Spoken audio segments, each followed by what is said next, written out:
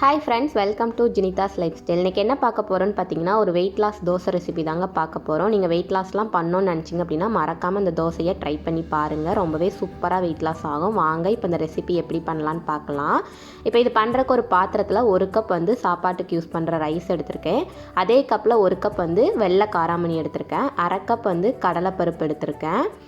1/2 cup பச்சைப்பயிர். இதான் இந்த தோசைக்கு தேவையான பொருட்கள். இப்போ இது எல்லாத்தையும் நல்லா ஒரு 4-5 டைம் தண்ணி ஊற்றி கழுவி எடுத்துக்கலாம். நல்லா இந்த மாதிரி கழுவுனதுக்கப்புறமா மறுபடியும் தண்ணி ஊற்றி அப்படியே ஒரு ஓவர் நைட் நம்ம ஊற வச்சு எடுத்துக்கலாம். நெக்ஸ்ட் டே மார்னிங் பார்த்திங்கன்னா இந்த பயிரெல்லாம் சூப்பராக ஊறி இருக்கும். இதை அப்படியே ஒரு மிக்ஸி ஜாருக்கு மாற்றி நல்லா நைஸாக அரைச்சி எடுத்துக்கலாம். இந்த மாதிரி நல்லா நைஸாக அரைச்சி எடுத்துக்குங்க. நான் இப்போ கொஞ்சமாக மிக்ஸி ஜாரை கழுவி அந்த தண்ணியும் ஊற்றிக்கிறேன். இது நல்லா தோசை மாவு பதத்துக்கு இந்த மாதிரி தண்ணி ஊற்றி நல்லா கரைச்சி எடுத்துக்கலாம். இப்போ இந்த மாவுக்கு தேவையான அளவு உப்பு போட்டு நல்லா கலந்து விட்டுக்கலாம். இந்த மாவு பார்த்திங்கன்னா புளிக்க வைக்கணும் அப்படின்ட்டுலாம் அவசியம் இல்லை. நீங்கள் அரைச்சதுமே இந்த தோசை ஊற்றிக்கலாம். இந்த தோசை பார்த்திங்கன்னா ஹை ப்ரோட்டீன் இருக்கிறதுனால நமக்கு அந்தளவுக்கு பசிக்காது. வெயிட் லாஸும் சூப்பராக ஆகும்.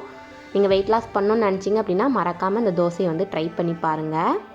இப்போ பார்த்திங்கன்னா மாவு ரெடி ஆயிடுச்சு. இப்போ தோசை ஊற்றிக்கலாம்.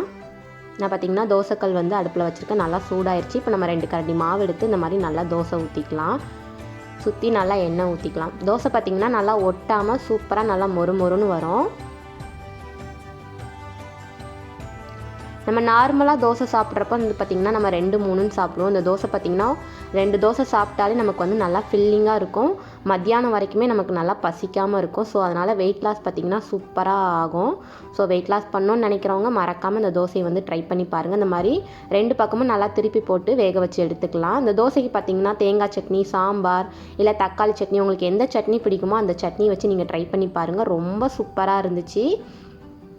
இதே மாதிரி நான் மீதி இருக்கிற மாவையும் தோசை ஊற்றி எடுத்துக்கிறேன்.